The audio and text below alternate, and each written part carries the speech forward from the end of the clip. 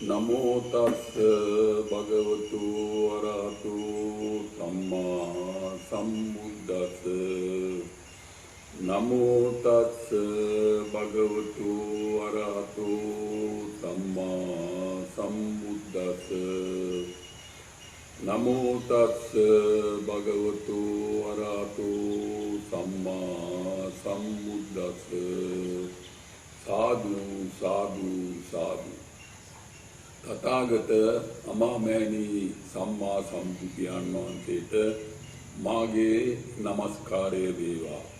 උන්වහන්සේ විසින් දේශනා කරන ලද ශ්‍රී සද්ධර්ම රත්නයට මාගේ නමස්කාරය වේවා. අති ගෞරවනීය ආර්ය මහා සංඝ රත්නයට මාගේ නමස්කාරය වේවා. ප්‍රඥාවන්ත කල්යාණ මිත්‍ර උපාදක උපාදිකාවනි දරුවනි දැරියනි අද දිනය 2021 සැප්තැම්බර් මාස 24 වෙනි සිකුරාදා අපි අද මේ ධර්ම දේශනාව පවත්වන්නේ නක්කාවත්ත ලෞතුරු ධම්ම සෙවන ආරණ්‍ය සේනාසනයේදී තමයි අපි මේ අද මේ ධර්ම දේශනාව පවත්වන්නේ. අද දේශනේ ආරම්භුණ තමයි 2021 ජූනි මාස 24 වෙනි දින ගිය ඕමාගම 95න් 18න් 8 ගොඩගම වත්ත නිවසේ පදිංචිව සිටි සුසන්ත ධර්මරත්න මහත්මයාගේ මරණය පිළිබඳව මාස 3ක් ගත වීම නිමිත්තෙන් සිදු කරනු ලබන ගුණානුස්මරණ දේශනයක් හැටියට තමයි අපි මේ දේශනය අද කරන්නේ. මෙහිදී මේ මහත්මයා ගැන සුළු විස්තරයක් කළොත් මේ මහත්මයා මේ යන විට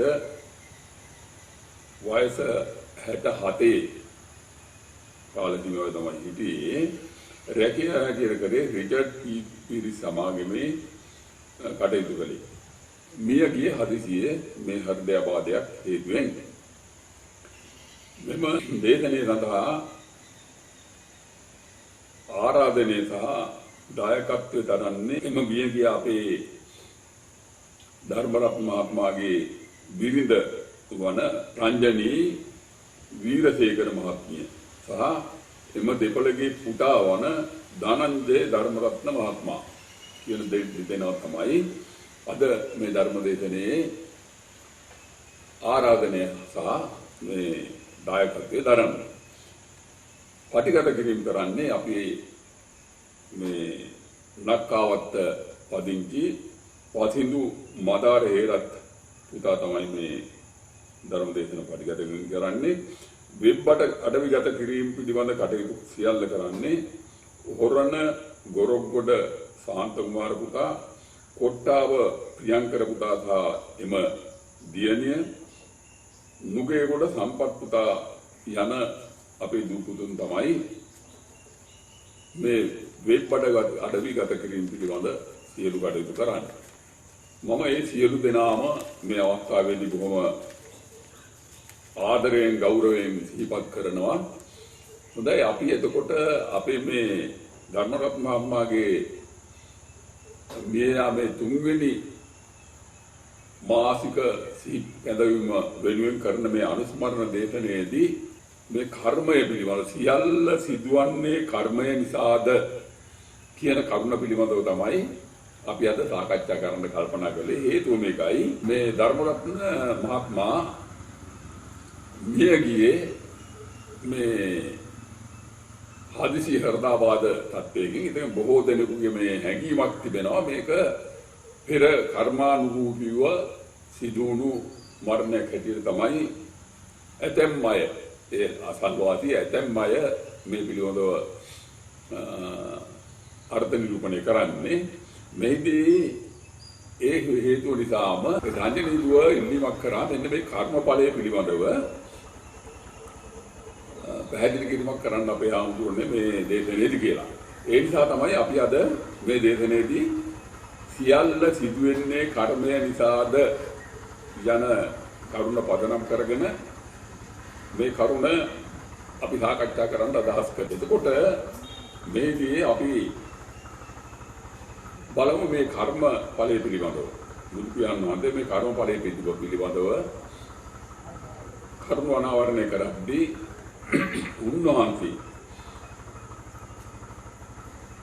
අපි බලමු දැන් උන්වහන්සේ පහළ වෙන්න පෙර කර්මයේ කර්මඵලයේ පිළිබඳව කරුණු දැක්වීම තිබුණා.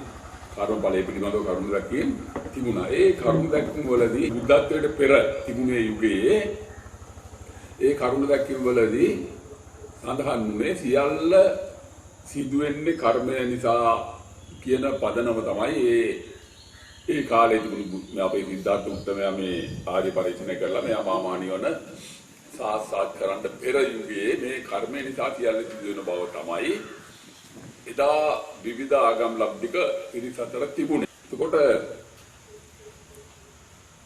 ඒ නිසාම ඒ දිගින් දිගට බුදු පියාණන් වහන්සේ පහළ වෙන්න පෙර පටන් මේ කර්මඵලය පිළිබඳ මේ සාකච්ඡාව තිබුණා. දැන් මේදී බුදු පියාණන් වහන්සේ මේ කර්මඵලය පිළිබඳව බුද්ධත්වයට පත් වෙලා මේ කරුණු අනාවරණය කිරීමේදී උන්වහන්සේ මේ කර්මඵලය පිළිබඳව ප්‍රකාශ කරනවා. භික්ෂූනි යම් කිසි කෙනෙක් මේ සියල්ල සිදුවෙන්නේ පෙර කළ කර්ම නිසා යයි නිගමනය කරනවා නම් ඒක මේ මාගේ ධර්ම මාර්ගයේ නොව නිගණ්ඨනාත පුත්ත යන්ගේ එහෙම නැත්නම් මහා ජෛන මහාවීරතුමාගේ ගමම් කරුණු දැක්වීම බව උන්වහන්සේ ප්‍රකාශ කරනවා.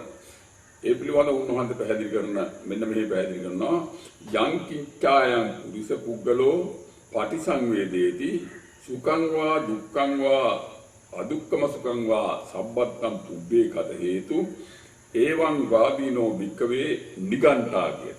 ඒ කියන්නේ යම් කිසි පුරුෂ පුද්ගලෙක් මේ සියල්ල සිදුවෙන්නේ පෙර කර්ම නිසා යයි යන නිගමනය තුල ඉන්නවා නම් ඒ කරුණ දැක්වීම භික්ෂූනි මාගේ ධර්ම මාර්ගයේ කරුණ දැක්වීමක් නොව නිගණ්ඨනාත පුත්ත මුනිවරයාගේ ඒ ධර්ම මාර්ගයේ පෙන්වා දෙන කරුණ දැක්වීමක් දෙන්න උන්වහන්සේ පැහැදිලි කරා. ඇත්තටම උන්වහන්සේ මේ බුද්ධත්වය අවබෝධ කරලා ලෝකයට අනාවරණය කරේ කම්මස්ස කාරකෝ නත්ති විපාකස්සච වේදකෝ සුද්ධ ධම්මා පවත්තන්ති ඒ වේතං සම්මදස්සනං කියලා තමයි උන්වහන්සේ පැහැදිලි කරේ මේ කර්මඵලයේ පිළිබඳව. ඇත්තටම අපි අවංකව පිළිගන්න ඕනේ දැන් සම්මතයේ අද බොහෝ ධර්ම දේශනාවලදී මේ සියල්ල මේ කර්මානුරූපව පරිසම්දෙනවය කියන කරුණු දැක්වීම තමයි බොහෝ විට උද්දීපනය වෙන්නේ බොහෝ ධර්ම දේශනාවලින් සිද්ධ කරන්නේ. ඒක දැන් මහා පරිමාණ වශයෙන් ඒ අදහස ඒ හැඟීම ඒ ආකල්පය ඒ සංකල්පය තුල තමයි අපේ බෞද්ධ පිරිස් බොහෝ විට ඉන්නේ. ඉතින් ඒවා බහැර කරන්න අපිට පුළුවන්කමක් නැහැ. මේක ප්‍රබුද්ධ පිරිස් අපේ ප්‍රඥාවන්ත පිරිස් ඇත්තටම කල්පනා කරන්න ඕනේ මේ බුදු පියාණන් වහන්සේ ලෝට අනාවරණය කළේ කර්මඵලයක්ද එහෙම නැත්නම් උන්වහන්සේ ලෝට අනාවරණය කළේ හේතුඵල ධමයක්ද කියන කරුණ පිළිබඳව. දැන් අපි හැමෝම දන්නවා උන්වහන්සේ මේ ප්‍රකාශ කරේ මේ සියල්ල භික්ෂූනි කර්මඵලයට බැර කරන්න බෑ. මේ සියල්ල සිද්ධ වෙන්නේ හේතුඵල ක්‍රියාවලියක් හැටියට. ඒකයි උන්වහන්සේ පැහැදිලි කරන මේ විභංගපාළි ආදී දේශනාවලදී උන්වහන්සේ පැහැදිලි කරනවා කම්මස්ස කාරකෝ නත්ති. ඒ කියන්නේ කර්මය කරන්නෙක් නැහැ. විපාකස්සච වේදකෝ. විපාකයේ විඳින කෙනෙකුත් නැහැ. එතකොට එහෙනම් සිද්ධ වෙන්නේ මොකද්ද? සුද්ධ ධම්මා පවත්තන්ති ඒ වේතං සම්මදස්සනං කියලා උන්වහන්සේ පැහැදිලි කරනවා. මේ කරුණ පිළිබඳව මම මේ කරුණ ඉදිරිපත් කරන්නේ වගකීමෙන් යුක්තව. වගකීමෙන් යුක්තව හැබැයි ඒක පිළිගැනීම හෝ පිළි නොගැනීම අපේ ශ්‍රාවක පිරිස්වල අයිතිය. ඒක අපිට මට මොනවාක්වත් මට කියන්න පුළුවන් කමක් නැහැ. දැන් මට බුදු පියාණන් වහන්සේ දේශනා කළ ධර්ම මාර්ගයෙන් බැහැර ධර්ම කරුණු ඉදිරිපත් කරන්න බෑ. මම පුරා වසර 24කට වැඩි කාල පරිච්ඡේදයක් මේ ධර්ම දේශන කරගෙන යනවා. ඒ ධර්ම දේශන කරගෙන යද්දී මම ඉදිරිපත් කළේම අපේ තථාගත අමාමෑණී සම්මා සම්බුදු පියාණන් වහන්සේ මීට වසර 2600කට පෙර ආර්ය පරිශ්‍රණය තුලින් මේ සියල්ල අධ්‍යයනය කිරීම කරලා උන්වහන්සේ අර ඒ ගයාවේ බෝධි මූලයේදී සිදු වූ ඒ අත්දැකීම උන්වහන්සේ ලැබුව අත්දැකීම පදනම් කරගෙන තමයි ධර්ම දේශන කරේ පුරා වසර 45ක්. එතකොට මේ පුරා වසර 45ක් ධර්ම දේශනා කරද්දී උන්වහන්සේ පැහැදිලි කරේම මේ කර්මය කරන්නෙකුත් නැහැ, මේ විපාකය විඳින්නෙකුත් නැහැ. මේක ඉබේ සිද්ධ වෙන හේතුඵල ක්‍රියාවලියක් පමණයි කියන කරුණ තමයි උද්දීපනය කරේ. ඊට හේතුව තමයි උන්වහන්සේ ගයා බෝධි මූලයේදී සිද්ධාර්ථ තාපතුමා හැටියට ආර්ය පරිශ්‍රණය කරගෙන යද්දී උන්වහන්සේවත් බලාපොරොත්තු නොවුණු ආකාරයට මෙන්න මේ මම කියන සංකල්පය ඉතිරි නැතිවම නිරුද්ධ වුණා. ඒක අපේ උත්තමයා මේ පටිච්චසමුපාද නිරෝධයේදී අපූර්වට පැහැදිලි කරනවා. නිරෝධෝතිකෝ මේ භික්කවේ පුබ්බේ අනනුත්තුතේ තුලම්මේසු චක්කුං උදපාදි ඥානං උදපාදි පඤ්ඤා උදපාදි විද්‍යා උදපාදි ආලෝකෝ උදපාදි සමුදයෝතිකෝ මේ භික්කවේ පුබ්බේ අනනුත්තුතේ තුලම්මේසු චක්කුං උදපාදි ඥානං උදපාදි පඤ්ඤා උදපාදි විද්‍යා උදපාදි ආලෝකෝ උදපාදි කියලා ඔය නගර සූත්‍රය වගේ සූත්‍රවලදී කරුණාවරණය කරමු. මෙහිදී අපි අධ්‍යයනය කරන්න ඕන ඔය සිදුවීම. එතකොට ඔන්න ඔය නගර සූත්‍රය ආදී ඔය සූත්‍ර දේශනාවලින් අපේ උත්තමයා ඔන්න ඔය ප්‍රත්‍යක්ෂ දැක අවබෝධ කළ ගැඹුරු සංසිද්ධිය පිළිබඳව ධර්ම දේශනා කරද්දී ඒ ධර්ම දේශන උන්වහන්සේ කරේ පටිච්ච සමුප්පාද ධර්මයේ හැටියට. ඒ පටිච්ච සමුප්පාද ධර්මයේ හැටියට උන්වහන්සේ දේශනා ඒ කරුණු ඉදිරිපත් කරද්දී ඒ පටිච්චසමුප්පාද ධර්මයේ දිට්ඨයක් උන්වහන්සේ අනාවරණය කරා. ඒ දිට්ඨය තමයි උන්වහන්සේ පැහැදිලි කරා පටිච්චසමුප්පාද නිරෝධය. එතකොට මේ පටිච්චසමුප්පාද නිරෝධය තමයි උන්වහන්සේ අර මනස අතහරින්න ගායා බෝධි මූලයේදී ආර්ය පරිශ්‍රණය කරගෙන යාමේදී ඒ ප්‍රත්‍යක්ෂෝ දෙක අවබෝධ කළ කරුණ පදනම් කරගෙන තමයි ඒ පටිච්චසමුප්පාද නිරෝධය දේශනා කරේ. එහිදී උන්වහන්සේ දේශනා කරේ මොනවද නිරෝධය හැටියට? භික්ෂුවනි මම ගායා බෝධි මූලයේ ආර්ය පරිශ්‍රණය තුලින් දෙතමින් මනස අතහැරීමින් එතනම මනස අතහැරීම යාමේදී අවිද්‍යාව නිරෝධ වුණා. සියලු සංකාර නිරෝධ වුණා. විඥාන නිරෝධ වුණා. නාම රූප නිරෝධ වුණා. සලආයතන නිරෝධ වුණා. සලආයතන නිරෝධ වුණා. හොඳට හිතන්න සලආයතන නිරෝධ වුණා කියලා කියන්නේ සිද්ධාර්ථ හැටියට දැන හිටිය කෙනා කියන සංකල්පය හැඟීම ඉතිරි නැතුවම නිරුද්ධ වුණා. ඒක උන්වහන්සේ පැහැදිලි කරනවා අවිද්‍යා නිරෝධා සංකාර නිරෝධෝ සංකාර නිරෝධා විඥාන නිරෝධෝ විඥාන නිරෝධා නාම රූප නිරෝධෝ නාම රූප නිරෝධා සලආයතන නිරෝධෝ සලආයතන නිරෝධෝ කියලා කියන්නේ සිද්ධාර්ථ හැටියට පෙනී හිටිය ඇස කන නාසය දිව කය මනස කියන මෙන්න මේ අවස්ථාවයි නිරුද්ධ වුණා. ඒ නිරුද්ධ වුණා නිසා තමයි නිවන පහළ වුණේ, බුද්ධත්වයේ පහළ වුණේ. ඒක එක ක්ෂණයක් තුල සිද්ධ සම්පිද්දයක්. ඒක දුර්ලභව කන සම්පatti කියලා උන්වහන්සේ පැහැදිලි කරා. ඒ නිරෝධය සිද්ධ වෙලා එකනේම ඊළඟ ක්ෂණය තුල මොකද වුනේ? අර නිරෝධ වූ සියල්ල සමුදේ වුණා. ඔන්න උතන තමයි මේ තථාගත සම්මා සම්බුද්ධ ශාසනයේ පදනම, මේ තථාගත සම්මා සම්බුද්ධ ශාසනයේ සම්දිස්ථාන. එතකොට ඔන්න ඔය කරුණ පදනම් කරගෙන තමයි මේ තථාගත සම්මා සම්බුද්ධ ශාසනය ආරම්භ වුනේ. එතකොට ඒක ඉන්ද්‍රිය ගෝචර ධර්මයක් නෙවෙයි. ඉන්ද්‍රිය ගෝචර මේක ඒ Nirodha ඇස කන නාසය දිව කය මනස විඥානය මම ආදී කිසිවකට ගෝචර නැහැ. සිද්ධ වෙන්නේ මොකද්ද? අර මනස අතහැරීමේ යමනේදී එක ක්ෂණයක් සමස්තය නිරුද්ධ වෙනවා.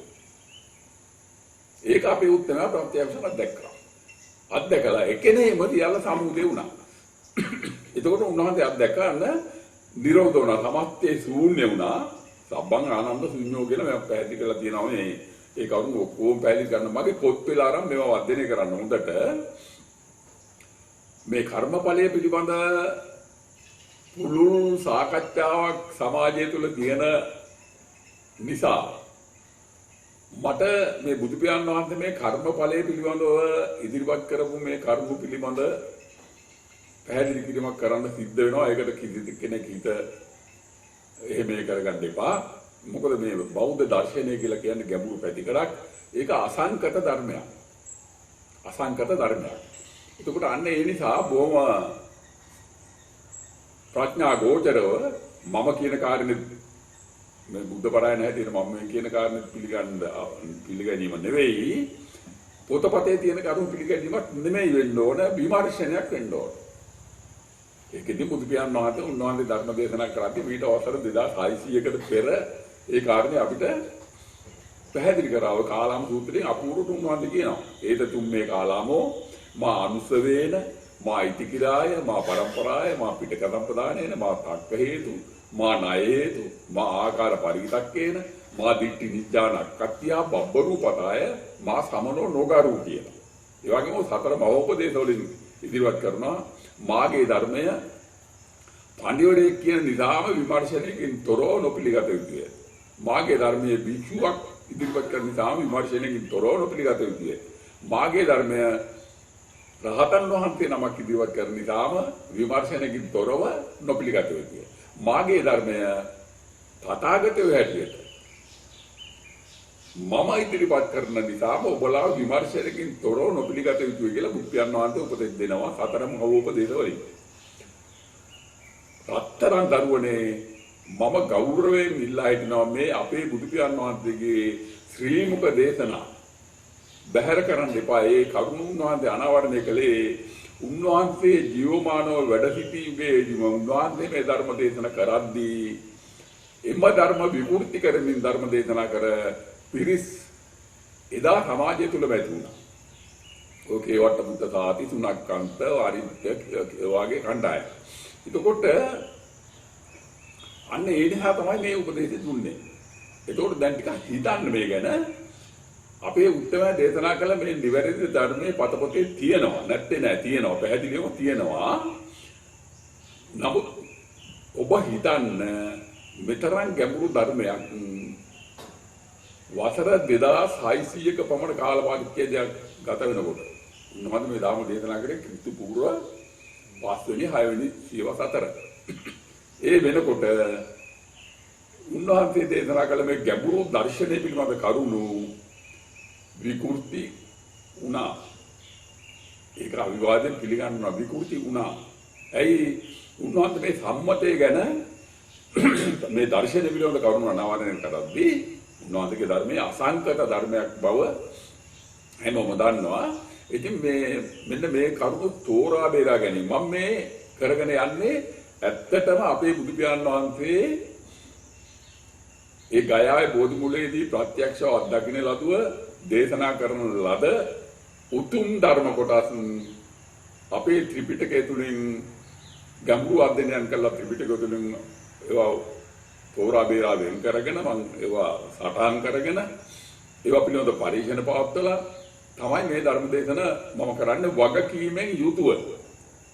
ඕනම කෙනෙකුට තර්ක කරන්න නෙවෙයි මා එක සංවාදයක් පවත්වන්න පුළුවන්. මේ ඔය කියන කරුණු කොහෙද තියෙන්නේ කොහොමද මන්ද අහුවොත් මම ඒවට උත්තර අපයන්වම ලෑස්ති. එතකොට මෙන්න මේ විදිහට එහෙනම් මම මේ ටිකක් පොඩ්ඩක් පැහැදිලි කරේ අවස්ථාව හැටියට බුදු පියාණන් වහන්සේ එහෙමනම් මේ කර්මඵලයට එහා ගිය හේතුඵල ධර්මයක් තමයි දේශනා කරේ. අපි ඒක හොඳ අවධානයෙන් යුක්තව සිහිපත් කරන්න ඕන. කරුණා කරලා මම බොහොම ගෞරවයෙන් ඉල්ලා හිටිනවා. කර්මඵලයේ පිළිබඳව කතා කරාට කමක් නැහැ. ඒක බුදු පියාණන් වහන්සේ දේශනා කළා කියන පදනම මත අනේ කරුණා කරලා මම දන ගහලා වඳින්නම් මේ ඒක වෙනම දේශනා කරන්න. බුදු පියාණන් වහන්සේ දේශනා කළ කියන කරුණ පදනම් කරගෙන මේ කරුණ ඉදිරිපත් කරන්න එපා. දැන් මෙහිදී මම දේශන මේ සූත්‍ර කීපයක් මම පැහැදිලි කරනවා. දැන් අග්ගිවච්ඡ ගොත සූත්‍රය ගත්තාම අරන් බලන්න මම මේ කියන සූත්‍ර අරන් බලන්න. අග්ගිවච්ඡ ගොත සූත්‍රය ගත්තාම දැන් මේ අග්ගිවච්ඡ ගොත බ්‍රාහ්මණයා බුදු පියාණන් වහන්සේ හම්බෙලා අහනවා. ඒගොල්ල කර්මඵලයේ තුල හිටපු අය. බුදු පියාණන් වහන්සේ හේතුඵල ධමයක් දේශනා කරනවා. හේතුම් පටිච්ච සම්භූතං හේතුබංගා නිරුද්ධති කියන කරුණ පදනම් කරගෙන අපේ උත්තර මේ සතේ පුජලෙක් නැති පදනමක් තුලනේ ධර්ම දේශනා කළේ. ඒතකොට සතේ පුජලෙන් නැති පදනමක් තුල ධර්ම දේශනා කළේ ඇයි? අර නිවන අවබෝධ කරපු අවස්ථාවේ උන්වහන්සේ අවිද්‍යාව අවසන් වුණා. දැන් මේ සත්පුජල ස්වභාවය කියලා කියන්නේ අවිද්‍යාව. තථාගත දර්ශනයේ ඉදිරියේ අවිද්‍යාව. ඒකනේ අවිද්‍යාව පත්‍ය සංඛාරා සංඛාර පත්‍ය විඥානං විඥාන පත්‍ය නාම රූපං නාම රූප පත්‍ය සලආයතනං කියලා කියන්නේ. එහෙමනම් දැන් මේ සලආයතන කියන්නේ අවිද්‍යාව. සලආයතන කියන්නේ අවිද්‍යාව. එතකොට සලආයතන වලට තමයි මම කියලා හැමතිමක් කරන්නේ. ඒ මම කියන කරුණ පිළිබඳව තමයි අපි උත්තරය පැහැදිලි කරේ. එහෙම මම කියලා කෙනෙක් මාගේ මේ දර්ශනය තුළ මම අත්දැක්ක පදනම මත පිහිටා කටයුතු මේ දේශනා කරන මාගේ දර්ශනය තුළ එහෙම කෙනෙක් නැහැ. එහෙම කෙනෙක් හිටියා නම් මේ නිවන සාක්ෂාත් කරන්න හම්බ වෙන්නේ නැහැ. එහෙම කෙනෙක් නැති නිසා තමයි මේ නිවන සාක්ෂාත් උනේ ඒ ක්ෂණයක් තුළ මම ආයනේ නිරුද්ධ වෙලා. පැහැදිලිද? ඒ කරුණ පිළිබඳව ඔය පලෝක ධම්ම සූත්‍රයේ නිරෝධ ධම්ම සූත්‍ර වගේ සූත්‍ර රාශියකින් උන්වහන්සේ පැහැදිලි කරනවා. සබ්බං ආනන්ද ශුඤ්ඤෝ කිංච ආනන්ද ශුඤ්ඤෝ අත්තේනවා අත්තනීයනවා චක්කුං ආනන්ද ශුඤ්ඤෝ රූපා ශුඤ්ඤෝ චක්කු විඥානං ශුඤ්ඤෝ චක්කු සම්පස්සෝ මේ ආදි වශයෙන් මම අන්න මගේ අනන්තය කියලා පොතක් මම මේ එලි දක්වලා තියෙනවා. ඒ අනන්තයේ පොතේ මම සූත්‍ර 300කට පමණ ප්‍රමාණයක සූත්‍ර ඇතුළත් කරලා තියෙනවා. බුදු පියාණන් වහන්සේ මේ මහා ශූන්‍යතාව පිළිබඳ කරපු දේශනාව කරුණා කරලා මම බොහොම ගෞරවයෙන් ඉල්ලා හිටිනවා. ඒ සූත්‍ර දේශනාව හොඳට අධ්‍යයනය කරලා අපි මේ තථාගත සම්මා සම්බුද්ධ ශාසනයේ නිවැරදි දර්ශනය කොටස වෙනමම පවත්වාගෙන යන අපි කටයුතු කරමු. එතකොට අග්ගිවච්ඡ සූත්‍රයේ දේශනා කරේ මේ අග්ගිවච්ඡ බ්‍රාහ්මණයාට. දැන් මේ බ්‍රාහ්මණයා බුදු පියාණන් වහන්සේ හම්බෙලා අහනවා. ඒ මොකද හේතුව බුදු පියාණන් වහන්සේ ප්‍රකාශයක් කරනවා මේ නිවන නම් වූ ස්වභාවය තුල භික්ෂුණී අත්තිපික්කවේ තදායතනං යත්ත නේව පඨවි පඨවි ආපෝ තේජෝ ආයෝන මහ භූත නැත. මේ ධාන නැත. ආකාසානංචයතන න විඥානංචයතන න අකින්චඤ්ඤායතන න නේව සංඥා න සංඥායතන නායන් ලෝකෝ න පරලෝකෝ න උබෝ චන්දිම සූර්යා తత్రపరాంబికවේ න ආගතින් වදා න ගතින් න තිතින් න චුතින් න උප්පත්තිං ආදී වශයෙන් මේ උගා තියෙන විතර කරුණ පැහැදිලි කරනවා. මේ කරුණ අහන දැන් මේ අග්ගිවච්ඡ ගොත්ත බ්‍රාහ්මණ දැන් අපේ බුදු දහම දැන් මේ කියනවානේ නායන් ලෝකෝ න පරලෝකෝ න උබෝ චන්දිම සූර්යා කියලා. එතකොට මෙන්න මේ කරුණ නිසා බුදු පියාණන් වහන්සේගෙන් මේ අග්ගිවච්ඡ ගොත්ත බ්‍රාහ්මණයා අහනවා බවත් ගෞතමයනි මේ ලෝකයේ සාස්වතද මේ ලෝකයේ අසාස්වතද මේ ජීවය ශරීරයත් එකක්ද මේ ජීවය ශරීරයත් දෙකක්ද මේ සත්‍යයන් මරණයෙන් පසු උපදිනවද උපදින්නේ නූපදින්නේ වේද ඉබේ පහළ වෙන්නේ නොවෙන්නේ වේද ආදි වශයෙන් කරුණු 10ක් විමසනවා. එමතනට බුදු පියාණන් වහන්සේ මේ අග්ගිවච්ඡ ගොත්ත බ්‍රාහ්මණයාට පිළිතුරු දෙනවා වච්ඡ ගොත්ත ඔව්ව දෘෂ්ටි ඔය කිසිවක් ඔය දෘෂ්ටි මගෙන් අහන්න එපා. මම ඔය දෘෂ්ටි සියල්ල බැහැර කරලා තමයි මේ අමා මහ නිවන සාසක් කළේ. උන්වහන්සේ ප්‍රකාශ කරනවා දිට්ඨි ගතංච වූ වච්ච අපනීය මේතං තථාගතස්ස. වච්චේ මේ තථාගතෝ මේ දෘෂ්ටි සියල්ල මොකද කරා කිව්වේ අතහැර. දිට්ඨිගතං වච්ච අපනීය වේදං තථාගතං. දරුවනේ මෙහෙමයි. දැන් මේ දෘෂ්ටි තියෙන තැන නිවන අවබෝධ කරන්න බෑ. දෘෂ්ටියම් තැනක පවතිනවා නම් එතන නිවන අවබෝධ කරන්න බෑ. ඇයි? දෘෂ්ටි පවත්නවා කියලා කියන්නේ එතන විඥානේ පවතිනවා. නිවන කියන්නේ විඥානං අනිදස්සනං අනන්තං සම්පතපපං. විඥාන නිරෝධය තමයි නිවන කියලා කියන්නේ. දැන් පටිසම්පාද නිරෝධයේදී අපි උත්තම පැහැදිලි කරේ. අවිද්‍යා නිරෝධා සංඛාර නිරෝධෝ. සංඛාර නිරෝධා විඥාන නිරෝධෝ. විඥාන නිරෝධෝ. විඥාන නිරෝධා නාම රූප නිරෝධෝ. නාම රූප නිරෝධා සලආයතන නිරෝධෝ. එතකොට අන්න දැන් පැහැදිලි එහෙනම් උන්වහන්සේගේ දර්ශනය තුල උන්වහන්සේ පැහැදිලි කරේ මේ මෙතන මෙහෙම ලෝකයක් පරලෝකයක් කියලා කරන මොනවාක්වත් නැහැ. මෙතන ශූන්‍යතාව. උන්වහන්සේ පැහැදිලි කරේ. ඒ නිසා තමයි අර වච්චගොත්ත අර විදිහට ප්‍රශ්න කරේ. ඒකට වච්චගොත්තට අපි උත්තර පිළිතුරු දුන්නේ උන්වහන්සේ මේ නිවන අවබෝධ කරේ දෘෂ්ටි ඔක්කොම අතහැරලා. කියන්නේ විඥානේ අතහැරලා දෘෂ්ටියේ ඔක්කොම තියෙන කොතනද? විඥානේ තුල. විඥානේ නිරෝධ උදැනින් තමයි මේ නිවන පහළ වුනේ. ඒතකොට නිවන පහළ වෙන නොවන තාක්කල් එතන මොකද්ද? අවිද්‍යාව. ඒතකොට මේ හොඳට තේරුම් ගන්න මේ අපි මේ ඉන්ද්‍රිය ගෝචර ධර්ම තියනවා දරුවනේ. ඒක හරි. ඒක වෙනමම කතාවක්. ඒක අපේ බුදු පියාණන් වහන්සේ පරමාර්ථ වශයෙන් මේ දේශනා කර අසංකත ධර්මයට අදාළ නැහැ. ඒක අපි තෝරලා බේරා හඳුනා ගන්න ඕනේ. ඒකට උත්තර තමයි මම මේ පුරා වසර 24ක් තිස්සේ කරගෙන යන්නේ. අන්න ඒ නිසා මේ හොඳට තේරුම් ගන්න. එතකොට එහෙනම් මොකද්ද අග්ගවච්චක උත්තර කිව්වේ? දැන් මේ ලෝකයේ පරලෝකය ඒ වගේම මේ සත්‍ය පුද්ගලයා ආත්ම ගමනක් යනවාද? ඒක අහනකොට මොකද කිව්වේ? ඔව්වා වච්චකොත්ත දෘෂ්ටිය. ඉතින් හරිනේ. හරි කියන්නේ මේකනේ පුතේ දැන් අපි ඊළඟ ආත්මයක උපදිනවද නැද්ද කියන එක අපි දන්නේ නැහැනේ. කෙනෙක් කියන නිසා අපි උපකල්පනය කරලා තියෙනවා. ඒකනේ මේ වෙලා තියෙන්නේ නේද? ඒකයි ඔය දෘෂ්ටි. ඔය සංකල්ප විතරයි. ඔව්වා මගෙන් අහන්න එපා වච්චකොත්ත කියලා. ඊළඟට ආචේල කස්සප සූත්‍රය ගත්තා. දැන් ආචේල කස්සපත් ඔය වගේ බුදු පියාණන් දෙක තර්ක කරා මේ මෙයා මේ බියගේ පුද්ගලයා ඊළඟ ආත්මක උපදිනවා කියන තර්කය තමයි තිබුණේ. ඒක මොකද බුදු පියාණන් වහන්සේ මේ කස්සපගෙන් අහන හොඳයි කස්සප. මම ඔබෙන් එකක් අහන්නම්. මෙතන ඔබ ඉදිරියේ ගින්නක් ඇවිලෙනකොට ඔබ ඉදිරියේ ගින්නක් ඇවිලෙනවා කියලා ඔබ දන්නවද නැද්ද? දන්නවා ස්වාමීනි. ගින්නක් ඇවිලෙනකොට ඒ ගින්නක් ඇවිලෙනවා කියලා මම දන්නවා.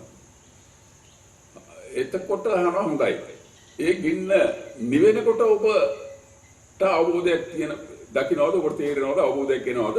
ඒ ඇවිලෙන ගින්න නිවුණා කියලා. ඔව් ඒකත් මට අවබෝධයි. අචේලක තව කියනවා. ඒකත් මට තේරෙනවා භාගතුන් වහන්සේ. ගින්න නිවුණාම ඒක ගින්න නිවුණා කියලා මට ඒක තේරෙනවා. හොඳයි. කස්සප දැන් ඔය නිවුණ ගිනිදැල් උතුරට ගියාද නැගෙනහිරට ගියාද බස්නාහිරට ගියාද දකුණට ගියාද ඉහළට ගියාද පහළට ගියාද කියලා ඔබට කියන්න පුළුවන්ද?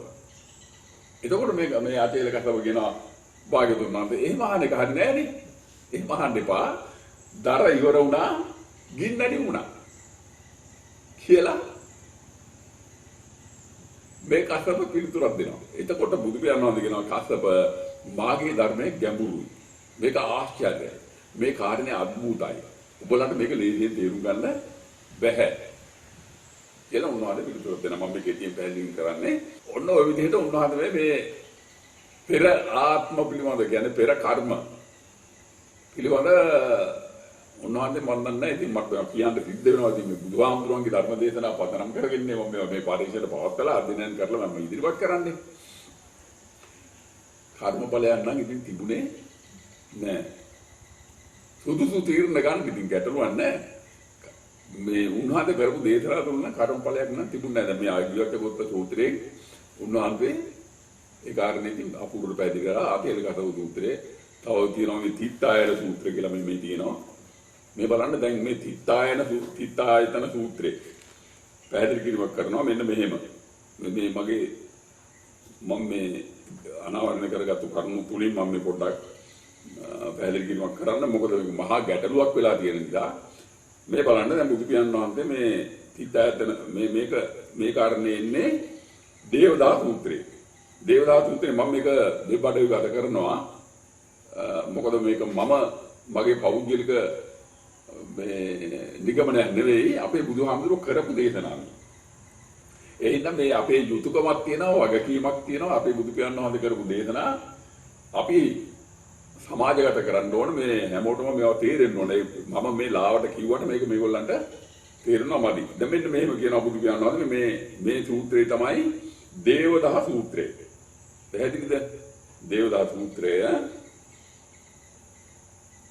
උනාද කියනවා විචුනි පිං බලාපොරොත්තුෙන් දන් දීම, සිල් සමාදන් වීම, භාවනා කිරීම, ආත්මෙන් ආත්මයට යමින් සැප ලැබීමේ ලෝභය නිසා ක්‍රියාත්මක කරන වැඩපිළිවෙලක් බවත්, කර්ම රැස් කරමින් ආත්මෙන් ආත්මයට ගමන් කිරීමේ මඟ පෙන්වීම තමන් වහන්සේගේ දර්ශනය නොව නිගණ්ඨනාථයන්ගේ මඟ පෙන්වීම බවත් බුදුහිමියෝ වදාළහ.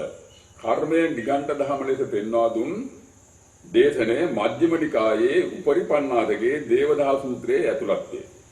ආත්මය ප්‍රතික්ෂේප කළ බුදු පියාණන් හිමියන්ගේ දර්ශනය තුල කර්මඵලවාදයක් ඇතැම්මයි නිගමනය කර ඇත්තේ ඒ පිළිබඳ හරියහැටි කරුණවර්ධනයක් නොකිරීම නිසායි. ආත්ම සංකල්පයේ ප්‍රතික්ෂේප වන්නේ නම් ඒ සමගම කර්මඵලවාදයේද ප්‍රතික්ෂේප වෙයි. එසේ වන්නේ ආත්මයක් කර්මයක් එකිනෙකට සම්බන්ධ ක්‍රියාදාමයක් හේිනි. කර්මය පිළිබඳව බුදු දහමෙහි ගැන්වීම වන්නේ යමෙකු ඉබේ සිදුවන චින්තනය උපාදානය කරමින් ඒ අවස්ථාවල කරනු ලබන සැප දුක හෝ අදුක්කම සුඛ වින්දනය දිට්ඨ ධම්ම වේදනීය ලෙස එතනදීම විඳුරු විනා ඉන් පරිබාහිරව ආත්මෙන් ආත්මයට යමින් අදුශ්‍යමානෝ විදීමට සිදුවන කර්මයක් පරමාර්ථ ධර්මයේ තුල නොමැති බවයි. නිගණ්ඨ දහමක් වන මෙම පූර්ව කර්මවාදය ප්‍රතික්ෂේප කරමින් බුදුහිමියන් දේශනා කළ ධර්ම කරුණු රසක් මජ්ක්‍ධිම නිකායේ මෙන්න මේ කරුණ හොඳට අවධානය ගන්න මම මේ උපුටා ගැනීම මම ඉදිරිපත් කරන්නේ. නිගණ්ඨ දහමක් වන මෙම පූර්ව කර්මවාදයේ ප්‍රතික්ෂේප කරමින් බුදුහිමියන් දේශනා කළ ධර්ම කරුණු රසක් මජ්ක්‍ධිම නිකායේ උපරිපන්නාදගේ ප්‍රථම සූත්‍රය වන දේවදා සූත්‍රයෙන් අනාවරණය වෙයි. මොකද්ද? මජ්ක්‍ධිම නිකායේ උපරිපන්නාදගේ ප්‍රථම සූත්‍රය වන දේවදා සූත්‍රයෙන් අනාවරණය වෙයි. පූර්ව කර්මවාදයේ පිළිබඳ බමුණු මිත්‍යා දෘෂ්ටිකයින්ට කරුණු පැහැදිලි කරන බුදුහිමියෝ ඔවුන් සමග මෙවැනි සාකච්ඡාවක් කළහ. පැහැදිලිද? පාඩට මොකද්ද? ඇවැත්නි නිගණ්ඨයනි අපි පෙර වූ වම්ම කියා හෝ නොවූ වම්ම කියා හෝ ඔබ ඉස්තරව දන්නවද? නිගණ්ඨය කියනවා නැත, දන්නේ නැහැ. බුදුන් වහන්සේ ඔබ පෙර පූර්ව කර්ම හෝ පාප කර්ම සිදු කළෝ වෙමු කියා හෝ සිදු නොකළෝ වෙමු කියා හෝ ඉස්තරව දන්නවද? ඒතකොට නිගණ්ඨය කියනවා නැහැ ස්වාමීනි එහෙම දන්නේ නැහැ. බුදුන් වහන්සේ ඔබ මේ ආකාරයේ කර්ම කළෝ වෙමුයි දන්නවද? එතකොට නිගණ්ඨ පිරිස කියනවා නැත ස්වාමීනි දන්නේ නැහැ. බුදුන් වහන්සේ ඊළඟට කියනවා ඔබ මෙපමණ දුක් නැසන ලද්දේය දිරවන ලද්දේ කියලා කියන්නේ මෙපමණ දුක් නැසීමට ඉතිරිව ඇත්තේය මෙපමණ දුක් නැසූ කල්ලි සියලු දුක් නැසන ලද්දේය කියා දන්නවද? නැත ස්වාමීනි අපි නොදන්නෙමු. බුදුන් වහන්සේ එවත්නි නිගණ්ඨයනි ඔබ මේ ආත්මයෙහි පාප කර්මයන්ගේ දුරලීම හෝ පුණ්‍ය කර්මයන්ගේ වැඩිම සිදුවන්නේ යයි දන්නවද?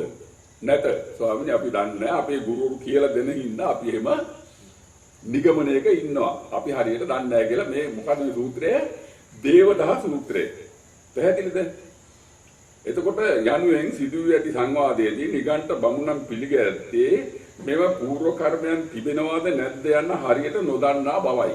ඒ බව කිම්පන තුම්මේ ආවසෝ නිගණ්ඨා ජානාත අවම් මේව මයම් පුබ්බේ නාහුම් හාති නොහිදං ආවසෝ කිම්පන තුම්මේ ආවසෝ නිගණ්ඨා ජානාත අකරම් හේව මයම් පුබ්බේ පාපං කම්මං නාකුරම් හාති නොහිදං ආවසෝ කිම්පන තුම්මේ ආවසෝ නිගණ්ඨා ජානාත ඒව රූපං වා පාපං කම්මං අකාරම් හාති නොහිදං ආවසෝ කිම්පන තුම්මේ ආවුසෝ නිගණ්ඨා ජානාත එත්තකං වා දුක්ඛං නිජ්ජින්නම් එත්තකං වා දුක්ඛං නිජ්ජිරේ දබ්බං එත්තකං වා දුක්ඛේ නිජ්ජින්නේ සබ්බ දුක්ඛං දුක්ඛ නිජ්ජින්නම් භවිසති इति නොහිදන් ආවුසෝ දන්නේ නැහැ ස්වාමීනි.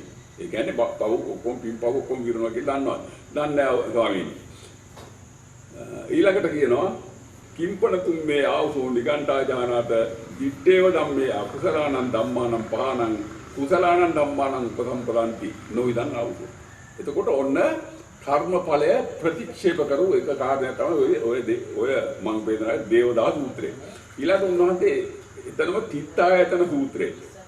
තිත්තායන සූත්‍රය දේශනා කරන ශ්‍රාවකෙනි මේ මම නැති පුරුෂ පුද්ගලයා යම් කිසි සැපයක් දුකක් හෝ සැප හෝ දුක නොවූ යමක් විඳීද ඒ සියල්ල పూర్ව ආත්මවල කල කර්ම හේතුවෙන්ම වේයයි පිළිගන්නා වූ දෘෂ්ටිගත මහාන බමුණෝ සිටිති.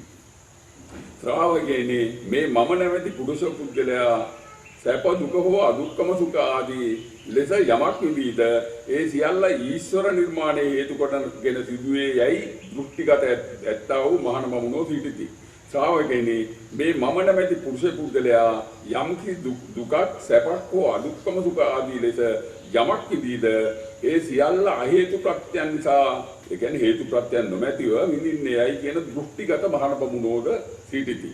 ආදී ලෙස කරුණු දක්වා බුදුහිමියෝ මෙම දෘෂ්ටීන් පිළිබඳ ඔවුන් සමග කර සංවාදයන්හි මෙම පූර්ව කර්මයන් කර්මය පිළිබඳ වෙනත් ආත්මීය ආකල්ප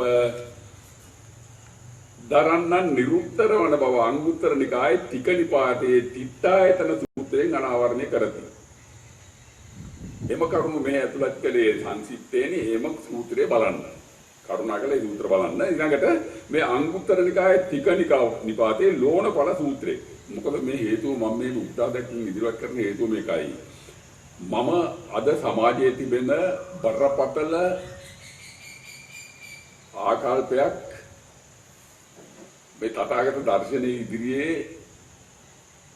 ඌන්නේ විය යුතු බව ඉදිරියට කිරීම සඳහා තමයි මම මේ කරුණ ඉදිරියට කිරීම කරන්නේ. එහෙම නැතුව මම මේ මත කොටර කියන්නේ මේ ශ්‍රී මුඛ දේශනා අපේ බුදු පියාණන් වහන්සේගේ ශ්‍රී මුඛ දේශනා. මේ බලන්න අංගුත්තර නිකායේ තික නිපාතෙහි ලෝණඵල සූත්‍රය. උන්වහන්සේ මෙහෙම කියනවා ශ්‍රාවකයිනි යම් ආකාරයකින් මේ පුරුෂත මේ කර්ම කෙරේද ඒ ආකාරයෙන්ම ඒ කර්මයන්ගේ විපාක විඳින්නේමයි යමෙක් කියද්ද ශ්‍රාවකයනි එසේ වූ කල බ්‍රහ්මචර්යයේ වාසයෙන් අර්ථයක් නැත.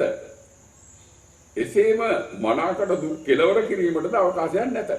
ඒ කියන්නේ මේ එහෙම මේ කර්ම පරිසම් දෙනවාමයි කියන තැන හිටියනම් දැන් ඔය අපි දන්නවා දැන් අඟුලිපාල වගේ අපේ දරුවෝ මේ නිවන අවබෝධ කරන්න බැරි වෙනවා. දැන් අම්බපාලි වගේ අය නේද දැන් මේ දඩේ මේ ගිය බොහෝ වැඩි පිරිස් නිවන අවබෝධ කරු බාපද මොදේ සඳහන් වෙනවා. ඒගොල්ලන්ට නිවන අවබෝධ කරන්න බැරි වෙනවා. ඒ මේ කර්ම පෙර කර්ම හරි පසු කර්ම හරි පරිසම් දෙනවා කියන කතාව තුල මේ දහම් පිටියන ඊළඟට කියනවා අර්ථයක් නැත.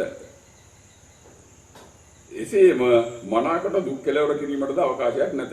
ශ්‍රාවකයනි එහෙත් යම් අවුරකින් මේ පුරුෂත මේ වේදනීය වූ කර්ම කෙරේද ඒ වේදනීය කර්මයන් එතන එතනම පටිසංවේදන වේදනය කරේයයි. ඒ කියන්නේ එතන එතනම දික්ත ධම්ම වේදනීයව විඳ අවසන් කරේයයි යමෙක් කියද්ද ශ්‍රාවකයනි එසේ ඇති කල්ලි බ්‍රහ්මචර්ය වාසයේ අර්ථයක් ඇත. මනවින් කර්මය අවසන් කර දුක් කෙලවර කිරීමට අවකාශය ඇත යනුවෙන් පැහැදිලි කරේ. පැහැදිලිද? පැහැදිලි කළා. එතකොට මේන් පැහැදිලි වන්නේ දුක සැප ලෙස විඳිනේ ලබන චින්තනයේ නම් කර්මය එතන එතනම විදිමින් අවසන් කරන විට එම චින්තනයේ නම් කර්මය එතනම අවසන් වන බවයි. මේ බව මෙන්න මේ විදිහට මේ සූත්‍රයේ සඳහන් වෙනවා. මොකද සූත්‍රයේ ලෝණඵල සූත්‍රය.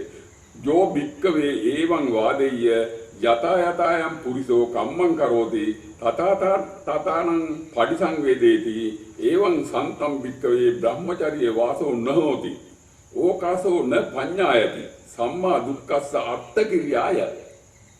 ඒ කියන්නේ මේ එහෙම නිගමනය කරනවා නම් මේ දුක් සියල්ල තියනවා කියන තැන තමයි ඉන්නේ. නමුත් යෝචකෝ භික්ඛවේ එවං වාදෙය්‍ය යත යතං යං වේදනියං අයම් පුරිසෝ කම්මං කරෝති තථා තථාස්ස විපාකම් පටිසංවේදේති එවං සන්තම් භික්කවේ බ්‍රහ්මචර්යෝ වාසෝ හෝති ඕකාසෝ පඤ්ඤායති සම්මා දුක්ඛස්ස අන්තකිරියාය. අන්නේ කර්මඵල පිළිබඳ තියෙන ආකල්ප ඉවත් කරලා මෙතන හේතුඵලවාදීව මේ බව සිද්ධ වෙන බව යමෙක් අධ්‍යයනය කරගත්තොත් එයා අන්න කියනවා මොකද වෙන්නේ? වික්කවේ බ්‍රහ්මචර්යෝ වාසෝ හෝති. අන්න එයාගේ බ්‍රහ්මචර්ය වාදය යහපත්. ඒක හොඳයි. ඕකාසෝ පඤ්ඤායති ප්‍රඥාවට හේතු වෙනවා සම්මා දුක්ඛස්ස අන්තකිරියාය. සියලු දුක් කෙලවර කරනවා. යන්නේ මෙම හැඳින්වීම කරනවා. පැහැදිලිද? ඊළඟට මෙන්න මෙහෙම කියනවා. දැන් එතනම භික්ෂුවනි මෙලොව ඇතැම් පුජ්‍යලයෙකු විසින් අල්ප මාතෘ පාප කර්මයක් කරන ලද්දේද ඒ කර්මය ඒ පුජ්‍යලයේ මෙලොවදීම නිරයට පමුණුවයි. මෙලොව ඇතැම් පුජ්‍යලයෙකු විසින් එබඳුම අල්ප මාතෘ පාප කර්මයක් කරන ලද්දේද දිට්ඨ ධම්ම වේදෙනියෝ මෙලොවදීම පරිසංවේදනයට පරිසංවේදනයටපත් වේ. පරලෝ ස්වල්ප මාත්‍ර හෝ විපාක වශයෙන් නොපැමිණේ. පැහැදිලිද? ඒ කියන්නේ හේතුඵල ධර්මයන් නිසා අපි උත්තමයා මේවා මේ ප්‍රත්‍යක්ෂ අවබෝධයෙන් දේශනා කරන මගේ ප්‍රකාශ නෙවෙයි අපේ උත්තමගේ ශ්‍රී මුක දේශනා. බොහෝ විපාක දෙයයන් කිම උන්වහන්සේ ප්‍රශ්න කරනවා. යනුවෙන් බුදුහාමුදුරුවෝ මෙන්න ඒකේ මෙහෙම සඳහන් වෙනවා. ඉද භික්කවේ ඒකතස්ස පුද්ගලස්ස අපමත්තකම් පාපං කම්මං කතං තමේනං නිරයන් උපනේදී. ඉදපන භික්කවේ ඒකතස්ස පුද්ගලස්ස සාදිසඤ්ඤේව අපමත්තකම් පාපං කම්මං කතං දිට්ඨ ධම්ම වේදනීයං හෝති නානු කායති කිම් බහූදේව. ඒ කියන්නේ ඊළඟ ආත්මික පටිසන්ධෙන්නු යනු කිම කියන එකයි මේ පැහැදිලි කරන්නේ. මම දන්නේ මම ගෞරවයෙන් ආරාධනා කරනවා අපේ මේ කල්යාණ මිත්‍ර පිරිස වලට මේ කරුණු ටිකක් හොයලා බලලා අධ්‍යයනය කරන්න. මම කියන නිසාම මේවා පිළිගැනීමේ අවශ්‍ය ගමන් නැහැ. මම මේ ඉදිරිපත් කිරීම කරේ මම මේ ත්‍රිපිටකයේ අනිත් අපේ ගෞරවනීය ස්වාමීන් වහන්සේලා ත්‍රිපිටකය කියලා නැහැ කියනව නෙමෙයි මට තමයි වෙන්නේ. මම ත්‍රිපිටකයේ මේ දර්ශනයට අදාළ කොටස් විශාල වශයෙන් අවුරුදු 30-40ක් තිස්සේ අධ්‍යයනය කරලා මේවා සටහන් කරගෙන තමයි මම මේ පරිශන ඉදිරිපත් කරන පරිශන මුක ධර්මයේ ඉදිරිපත් කරන්නේ. ඉතින් බුදුහාමුදුරුවෝ මෙන්න මෙහෙම කරුණක් කියනවා. එතකොට උන්වහන්සේගේ මම මේ ටිකක් කරුණු ඉදිරිපත් කරේ උන්වහන්සේ මේ ඉදිරිපත් කරන කරුණු අනුව දැන් අපිට පැහැදිලි එහෙනම් උන්වහන්සේගේ මේ තථාගත දර්ශනය තුල කර්මඵලයක් පිළිබඳ කරුණු දැක්වීමක් සිද්ධ වෙන්නේ නැහැ. මට සමාව වෙන්න මේක පොතපතේ තියෙනවා සූත්‍ර. කර්මඵලයේ පරිසම්පූර්ණ කියලා අපිට පොතපතේ තියෙනවා. ඒ තියෙන්නේ මේකයි. ඒ කරුණ දැක්වීම මේ අපේ බුදුරජාණන් වහන්සේ පිරිනිවනට පස්සේ විවිධ පුද්ගලයන් විසින් කරන ලද දේශන සහ ඉතින් පොතපත ලියපු තැන් වලින් ඕවා විපුත් වෙලා තියෙනවා. ඒකට ඉතින් අපිට කරන්න දෙයක් නැහැ. ඉතින් මේ මට නම් බෑ. ඉතින් බුදුරජාණන් වහන්සේගේ මේ උත්තරීතර ශ්‍රේෂ්ඨ දර්ශනය මේ පොතේ තියෙන හින්දාම මේවා මේ විදිහට බුදුහාමුදුරු දේශනා කරලා නැද්ද කියන එක පිළිබඳව මට නම් ඉතින් තර්ක කරන්න මම යන්නේ නැහැ. ඉතින් සුදුසු තීරණ කැමති විදිහට ගත්තට වරදක් නැහැ. මම මේ ඉදිරියට කිරීමක් කරන්නේ. එතකොට බුදුහාමුදුරු මෙන්න මෙහෙමත් කියනවා. මේ උන්වහන්සේ මේ ඉදිරියට කරන කරුණු පිළි නොපදින අය පිළිබඳව උන්වහන්සේ ආනන්ද හාමුදුරුවන්ට කියනවා. මොකද එදා හිටියා මේ කර්මඵලයේ බුදුහාමුදුරුවෝ ධර්ම දේශනා කරද්දී මේ කර්ම පරිසම්දෙනවා කියන තැන හිටපු අය ධර්ම දේශනා කළා සාසනය තුලම. ඒවා බුදුහාමුදුරුවෝ ප්‍රතික්ෂේප කරා. එතකොට මෙන්න මේ කාරණේ පිළිබඳව මෙන්න මේක උන්වහන්සේ දේශනා කරනවා. මේ පිළිබඳව උන්වහන්සේ සමස්ත ලෝකයට දුන් උපදේශයක් ඇත. මොනම හේතුව නිසාවත් මාගේ ධර්මයේ විකෘති නොකළ යුතු යනුනේ අවවාදයයි. අද බෞද්ධ සදැහැතියන්ට මෙම උපදේශනය පිළිපැදීම ඉතා යේකි. එසේ කළහොත් බුදුහිමියන්ට කරන ලොකුම ගෞරවය එයයි. බුදු සසුනේ තිර පැවැත්මට කරන මහඟු මෙහෙවර එයයි. එසේ නොකරන බුදුහිමියන් සතුරුකුසේ සලකා කටයුතු කරන්නේ එයයි උන්වහන්සේ පෙන්වා දුන්නා. ඒ කතාව මෙහෙම ආනන්ද හාමුදුරුවෝ කියනවා. ආනන්දය ශ්‍රාවකයන් විසින් තථාගත ශාස්ත්‍රවරයා මිතුරුක වශයෙන් නොව සතුරුක වශයෙන් ඇසුරු කරන්නේ කෙසේද? කවුද මේ කතා කරන්නේ මේ ආනන්ද හාමුදුරුවොත් එක්ක බුදු පියාණන් වහන්සේ කියනවා. ආනන්දය ශ්‍රාවකයන් විසින් තථාගත ශාස්ත්‍රවරයා මිතුරුක වශයෙන් නෝ සතුරුක වශයෙන් අසුරු කරන්නේ කෙසේද? ශාස්ත්‍රවරයානෝ ශ්‍රාවකයන් කෙරෙහි පවත්නා දයාව අනුකම්පාව පෙරදරි කරගෙන ඔවුන්ට ධර්මයේ දේශනා කරති. අමාමහ නිවන පිණිස ධර්මයේ දේශනා කරති. මේ ධර්ම ඔබලාට හිතසුව පණිසි පවති. මේ ධර්ම ඔබලාට දුක් පිණිස අහිත පිණිස පවති. යයි පෙන්වා දෙති. එහිදී උන්වහන්සේම එහිදී ඔහු එම ධර්මයේ ඇසීමට මැදිවියදී. ඒ සඳහා අධ්‍යයනය යොමු නොකරති. ධර්මාභෝධය සඳහා හිත නතු නොකරති. ශාස්ත්‍රවරයන්ගේ අනුශාසනාවන්ගෙන් බැහැර වී වෙනත් මංගල යමින් ජීවත් වෙති. මේ ආකාරයෙන් යමෙක් ක්‍රියා කරන්නේ නම් එතම ශාස්ත්‍රුන් වහන්සේ සතුරු කොලේද සලකා කටයුතු කරන්නේ වේ යනුවෙන් බුදුහාමුදුරුවෝ පැහැදිලිවා. ඒක මෙහෙමයි. තස්මාතිය ආනන්ද මිත්තවතාය සමුදාචරත මා සපත්තවතාය තං වූ භවිස්සති දීඝං රත්නං හිතාය සුඛාය කතං චානන්ද සත්තාරං ශාවකා සපත්තවතාය සමුදාචරಂತಿ නොමිත්තවතාය ඉදානන්ද සත්තා ශාවකානං ධම්මං දේසේති අනුකම්පකෝ හිතේසි අනුකම්පං උපාදාය ඉදං වූ හිතාය ඉදං වූ සුඛායානි තස්ස ශාවකා නසුස්සanti න සෝතං උදහන්ති න අඤ්ඤා චිත්තං උප්පට්ඨපෙන්ති වොක්කම්මච සත්තු ශාසනා වත්තන්ති ඒව කෝ ආනන්ද සත්තාරං ශාවකා සපත්තවතාය සමුදාචරಂತಿ නොමිත්තවතාය යමේ මධ්‍යම නිකායේ තුන්වන මහා ශුන්්‍යත සූත්‍රයෙන් උන්වහන්සේ පැහැදිලි කරනවා. මෙන්න මෙහෙම මම මේ කරුණු ටිකක් පැහැදිලි කරේ. මම මේ බැරෑරුම් ප්‍රකාශයක් මම මේ කරන්නේ. පැහැදිලිද? බැරෑරුම් ප්‍රකාශයක් මම මේ කරන්නේ. ඒ හින්දා මේ කරුණු ටිකක් මම මේ ඉදිරිපත් කරේ. දැන් මේ බලන්න මේ කම්ම සූත්‍රය බුදුහාමුදුරුවෝ සංයුත්ත නිකායේ මේ කම්ම සූත්‍රය ඉදිරිපත් කරනවා. ආරම්භ බලන්න මේ පොත්පත්. සත්වයන්ට ඇස කන නාසය දිවකය සහ මනස ලැබී ඇත්තේ චින්තනයේ නිසා පවත්වන විඥානය නම් වූ අතීත කර්මය පැරණි කර්මය කියලා කියන්නේ නිසායයි පැහැදිලි කළ බුදුමියෝ එය සංසාරික කර්මය නොත් කම්ම විපාකජා හැටියට පැහැදිලි කරා. මේ පිළිබඳව භික්ෂූන්ට පැහැදිලි කරන උන්වහන්සේ භික්ෂූනි පැරණි කර්ම යනු මොනවාද? අතීත කම්ම. මේ ඇස කන නාසය දිවකය සහ මනස පැරණි කර්මයෝය. පුරාණ කම්මං. එය භවයේ පැවැත්වීම නිසා ලැබුවෝ. ඒ කියන්නේ මේ ෂණයේ භව උෂණය තුන වයන භවය නිරෝධය නොදක මෙතන භවයේ පවත්ත ගන්න එක මේ ෂණයේ තමයි මෙන්න මේ පුරාණ කර්ම කියලා ඒ භවයේ පැවැත්වීම නිසා ලබා ගන්නයි කියන්නේ. මෙතන මේ ඉන්ද්‍රිය පද්ධතියක් තියෙනවා කියන එක පවත්ත ගන්න මේ භවයේ නිරෝධය නොදකින නිසා මේ මොහොතේ පැහැදිලිද? පුරාණ කම්ම.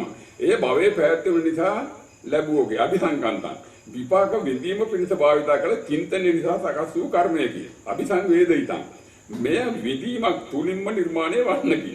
වේදිතං දත්තබ්බං එහෙයින් මානෙනි මේවට පුරාණ කර්මයයි කියන යනුවෙන් ලැබේ යනුවෙන් උන්වහන්සේ පැහැදිලි කරනවා මේ කම්ම සූත්‍රයේ සංයුත්ත නිකායේ. පැහැදිලිද?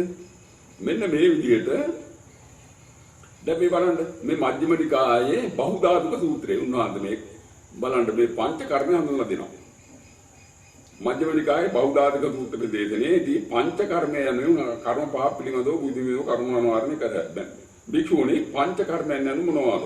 ඇසෙන් දකින සිත්තලවන සුළු ප්‍රියමනාප රූප, කනෙන් අසන සිත්තලවන සුළු ප්‍රියමනාප ශබ්ද, නාසයෙන් ගන්නා සිත්තලවන සුළු ප්‍රියමනාප ගඳ සුවඳ, දිවෙන් ගත යුතු සිත්තලවන සුළු ප්‍රියමනාප රස, කයෙන් ගත යුතු සිත්තලවන සුළු ප්‍රියමනාප ස්පර්ශ ආදී වශයෙන් පංච කර්මය උන්වහන්සේ දේශනා කරා. පංච කර්මය. එතකොට මේ පංච කර්මය මේ සත්‍යය සිතින් දැන මේ අත කන නාසය දිවකය මනස කියන ආයතන හය තුලින් කෙරෝලන්න නැතුව ආනන්තරියව ගලනවානේ සිතුවිලි.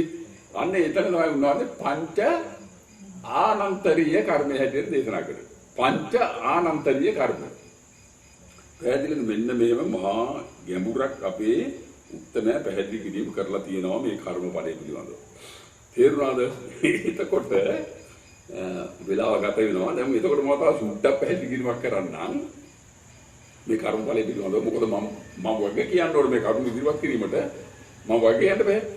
ඒ නිසායි මම මේ කරුණු ටිකක් මේ පැහැදිලි කිරීමක් කරන්නේ. දැන් මේ එතකොට කෙනෙකුට ප්‍රශ්නයක් එන්න පුළුවන්. එහෙනම් මේ බුදුහාමුදුරුවෝ පෙර ආත්මවල මේ පෙරම් පුරලා නෙවෙයිද මේ බුදු බව ලැබුවේ මේ ගය බෝධි මූලයේ කියන ප්‍රශ්නේ එන්න පුළුවන්. ඒකට අදාළ ජාතක කතා රාශියක් තියෙනවා. මෙන්න මේ ජාතක කතා පිළිබඳව අපේ පේරාදෙණියේ විශ්වවිද්‍යාලයේ මහාචාර්යතුමෙක් පරීක්ෂණයක් කරා. මේ ඇත්තටම මේ ජාතක කතා කියලා කිව්වහම ඒකකින් මේ අපි අනුන් කියන දේ අහනවා නෙමෙයි ජාතක කතා කියලා කියන්නේ. එතකොට දැන් මෙතෙන්දී මෙන්න මේ පිළිබඳව මෙන්න මෙහෙම විතරක් තියෙනවා. මම මේක මේ උත්තරා දැක්වීමක් කරන්නම්. පේරාදෙණිය විශ්වවිද්‍යාලයේ සම්භාව්‍ය භාෂාන්තයේ මහාචාර්ය මර්ලින් පීරිස් මහත්මයා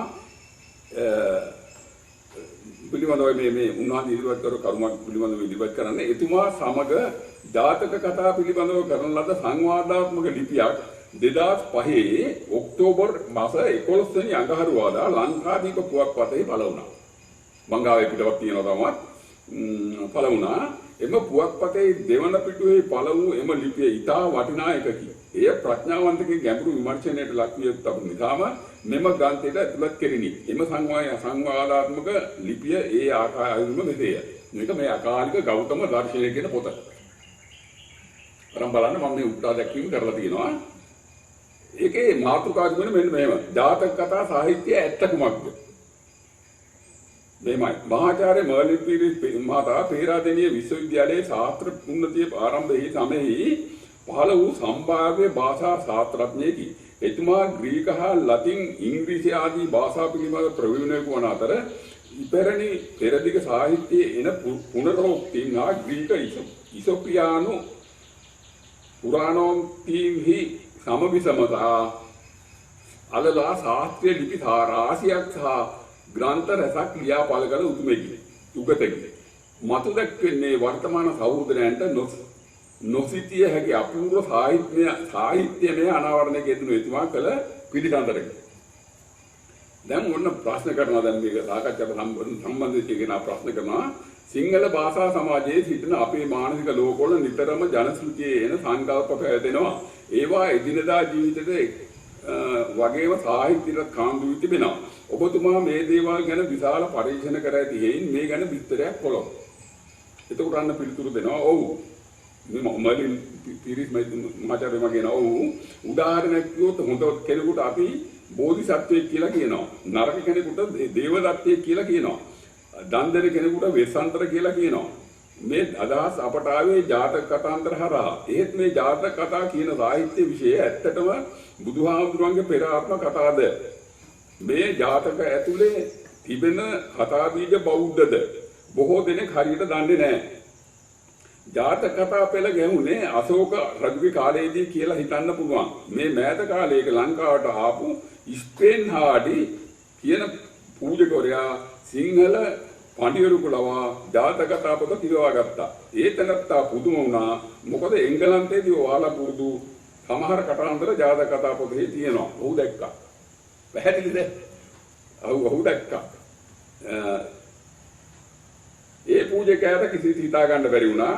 වී පවුස් බෝල් කෝපන්හේගන් කෞතුකාගාරයේ හමු වුණු ජාතකාර්ථ වර්ණාව ඔහු සංස්කරණය කළා. ඒ 18 වෙනි සියවසේදී ක්‍රිස් ඩේවිස් ජාතක කතා 40ක් පමණ ඉංග්‍රීසියට පරිවර්තන කළා. ටක්කාරිය සිහිය ධම්ම වැනි කතාන්තර ග්‍රීක ඉසොප් උපමා කතාවල තියෙන හැටි ඔහු දැක්කා. පැහැදිලිද? ඉන් පස්සේ මේ බලන්න මේවා ටික හිතලා බලන්න. ඊ.බී. කොවෙල් ඇතුළු කීප දෙනෙක් ජාතක කතා ඉංග්‍රීසියට පරිවර්තනය කළා. එවිට බොහෝ ජාතක කතා සමග ඊසොප් උපමා කතාවල ඇති සමානත්වය වැඩිපුර දැක්කා. පැහැදිලිද? ඊළඟට ප්‍රශ්න කරනවා අපේ මාධ්‍යවේදියා, ඔබතුමා මේ නිදසුන් වලින් කියන්නේ ජාතක කතා වනායි ඊසොප් කතාවල පිටපත් කියලා. එතකොට පිළිතුරු දෙනවා අපේ මාධ්‍යවේදියා, එක පාරටම කලබල වෙන්න එපා. ක්‍රිස්තු වර්ෂ 327 විතර මහා ඇලෙක්සැන්ඩර් රජු ඉන්දියාවට ආවා. උතුරු ඉන්දියාවට. ඔහුගේ ඇබෑමෙන් සියවස් කීපයක් යනතුරු ග්‍රීක පිරිස් ඒ ප්‍රදේශවල ජීවත් වුණා. ග්‍රීකයන් විතරක්ම නෙවෙයි ඇලෙක්සැන්ඩර්ගේ හමුදාවේ පර්ෂියානුවාදී තවත් ජාතිකයින් ඉඳලා තියෙනවා. ඒ අය දන්න කතන්දර ඉන්දියාවේ පැතුරුණා. ඒ කතන්දර තමයි මේ ග්‍රීක දේව පුරාණයේ මේ ජාතක කතා කියලා කියන්නේ. මම මේක ඔප්පු කරන් ඉන්න මට සමා වෙන්න මේ කරුණු මම ඉදිරිපත් කරන්නේ. ඒ අය දන්න කතාන්දර ඉන්දියාවේ පැතුරුණා. මේ බොහොමයක් සත්ව කතාන්දර. කුද්දක නිකායේ ජාතක නිදාන නමින් කතා වර්ගයක් තිබුණා. ඒ එකක්වත් බෝධිසත්වයා සතෙක් විදියට ඉපදිලා නැහැ. එක්ක රජෙක් නැත්නම් සිටුවරෙක්. ඒ පසුව ජාතක කතා අතර සත්ව කතා වැඩි වුණා. එහෙම උනේ ග්‍රීක හාමුදුරුවෝ අතින්. එතකොට මාධ්‍ය දිහානවා ග්‍රීක භික්ෂුන් වහන්සේලා බුද්ධ ශාසනයේ හිටු බව සනාථ කරන්න පුළුවන්ද? අහනකොට ඔව් පුළුවන්. ඔය අපේ ධම්මපදට්ට කතාවේ එන මිලිඳු ඇත්තටම ග්‍රීකේ. නම මියැන්ඩර්. මහා වංශයේ අවස්ථා 4කදී ග්‍රීකවරුන් ගැන දැක්වෙනවා. අශෝක රජු ඉතින් යෝනක ධම්මරක්කිත නම් විස්තරවන කෙනෙක් ධර්ම ප්‍රචාරයේ යවූ බව සඳහන්. යෝන යවන කියන මේ නම් තිබුණේ ග්‍රීකයින්ට. තවත් හාමුදුරුවෝ කෙනෙක් යෝන පිරිසකට සූත්‍රය දෙසු බව දැක්වෙනවා. පණ්ඩුකාපේ රජු අනුරාපුරය ගොඩනගද්දී යෝනකවරුන්ට ග්‍රීකයින්ට වෙනම ජන ප්‍රදේශයක් වෙන් කළ බව කියවෙනවා. දුටුගැමුණු රජු රුවන්වැලිසෑයට පදනම නමද්දී යෝන ධම්මරක්කිත කියලා තව හිමි නමක් අලසන්දාවෙන් කියන ඇලෙක්සැන්ඩ්‍රාවෙන් ආ බව සඳහන්. ඉන්දියාවේ කන්දහාර ප්‍රදේශයේ අශෝක රජු ග්‍රීක බසින් ලියූ ලිපි 3ක් හමු වෙනවා. ඊළඟට ප්‍රශ්න කරනවා මහදේවියා ජාතක කතා වශයෙන් බෞද්ධයන් විශ්වාස කළත් හැබෑවටම බෞද්ධ නොවූ මෙමතු කතා ගැන ඔබතුමා ලිපි රාශියක් ඉංග්‍රීසියෙන් ලියා තිබෙනවා. සිංහල පාඨකයා වෙනුවෙන් ඒ ගැන විස්තර කළොත්. විස්තර කරන්න කියලා කියනවා. ඒකට උන්වහන්සේතුමා විස්තර කරනවා ග්‍රීක සාහිත්‍යයේ මෙවැනි කතා 500ක් පමණ තිබෙනවා. මේවා සමහරක් උපමා කතා ෆෙබල්ස් කියලා කියන්නේ. තවත් සමහරක් පුනරෝක්ති මිත්ස් කියලා කියනවා. සීහ ධම්ම ජම්බුකාදක කචාප්ප ස්වර්ණහංස ආදී කතාන්දර ඊසොප් උපමා කතා අතර තිබෙනවා. පැහැදිලිද? මහා පදුම ජාතකයේ හිපොලිටස් පුනරෝක්තියට සමානයි. නච්ච ජාතකයේ අගස්ටේ කුමාරිකාවගේ විවාහය කියන පුරාණ කතාවට සමානයි. මහාචාර්ය පර්ණවිතාන ඒ කාලේ විශ්වාස කළා හෙරඩෝටස් කියන ග්‍රීක ඉතිහාසඥයාගේ ග්‍රීක ඉතිහාසයට සමාන පරිවර්තනයක් පෙර තිබෙන්නට ඇති බව. හොඳම උදාහරණය නම් විජය පුරාවෘත්ත කතාව, උන්මාද චීත්‍රා කතාව, විහාරමාදේහි කතාව ආදියයි. විජය කතාවේ ප්‍රධාන කොටස් ඔඩිසි ඉලියට් තුල තිබෙනවා.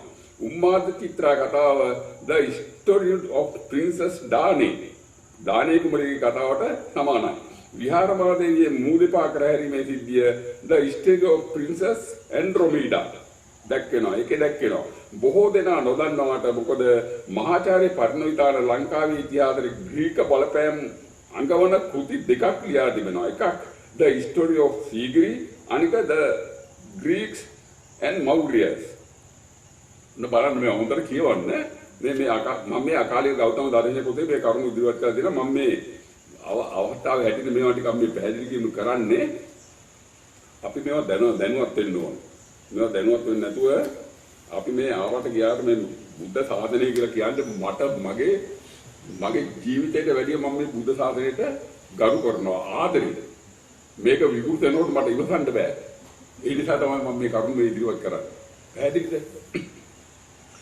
මේ ඊළඟට කියනවා සාමාන්‍ය මිනිස්සු බණ කියලා හිතන්නේ ජාතක කතා. ඒ වගේම ඇතැම් ස්වාමීන් වහන්සේලා බෞද්ධයින්ගේ ගුණධර්ම පෝෂණය කරන්න උදාහරණ ගන්නේ ජාතක කතාවලින්.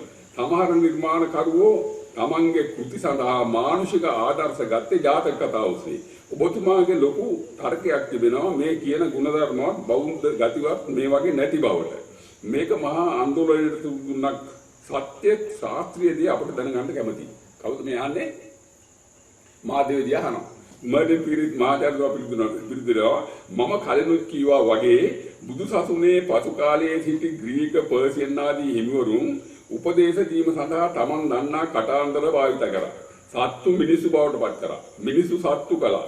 ග්‍රීක පරිසියානු රටවල හිටපු සත්තු ඉන්දියානු සත්තු වුණා. ග්‍රීක පරිසරයේ ඉන්දියානු වුණා. ඇතැම් කතා යටිකුඩු කුරු වුණා. සුළු විස්තර මහ විස්තර වුණා. සමහර කතා දෙකට කඩා වෙනත් කතාන්දර වලට ඈඳගත්තා. වෙනත් කැබලි මූටු කිරිමුකුත් සිදු වුණා. උදාහරණයක් කියන්නම්. එක් ජාතක කතාවක කපුටෙක් ගසක සිටියේදී නරියෙක් අලිමණකුණක් කමින් හිටියා. කපුට තමාටත් අලිමස් කෑමට සිටි නරියාගේ සිත සතුටු වන දේවල් කිව්වා. මේ බලා සිටි වෘක්ෂ දේවතාවෙක් ඒ දෙදෙනාම එළවා හැරියා. ජාතකයේ කපුටෙක් ජම්බු කමින් හිටියේදී අර ප්‍රසංසාව කරන්නේ නාරියා වේදුනේ. එතනදී වෘක්ෂ දේවතාවෝ ඒ අය එලවා දැම්මා. බෝධිසත්වයා කියන්නේ නිතරම අනුන්ට මෛත්‍රී කරන පරපීඩාව නොවිසන අය. ඒ ජාතක කතාවක සිංහේ තමාට කෑමට මස්සිග වූ විට මහා හඬින් ගර්ජනා කරනවා. ඒ හඬින් සතුන්ගේ කන් අඩි පැලෙන ලෙස අධිෂ්ඨාන කරමිනුයි සිතූ විදිහටම සතුන් මැරෙනවා. සිංහයාට අවශ්‍ය තරමටත් වඩා මාස් ලැබෙනවා. ඉතිරි මාස් වේලා තබාගත් බව කියවෙනවා. මේ සිංහයා බෝධිසත්වයෙකි. මේ බලු කෑදර ක්‍රූර ආදාසයක් කොහොමද බුදුදහමට ගැලපෙන්නේ?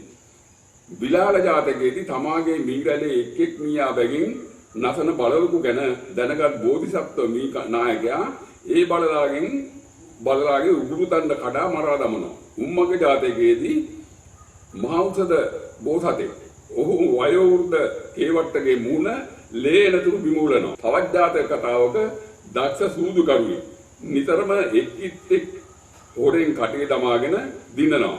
බෝධිසත්වයෝ ඒ දැකලා අර ඉත්තට වසකවා අර සූදුකරුවාට ඒ විෂ ශරීරගත කර මරා දමනවා. මේ වගේ කතාන්දරවල තිබෙන්නේ විෂට විෂ දතට දත කියන පැරණි තෙස්තමේන්තුවේ ආදර්ශයයි. කෛරාටික ප්‍රයෝගකාරී සතුරා නැතිව හෝ මැඩ පැවැත්වීම දුෂ්කරතා ජය ගැනීම වැනි දේශපාලන ප්‍රයෝග මේ වගේ ගැබ්වෙනවා.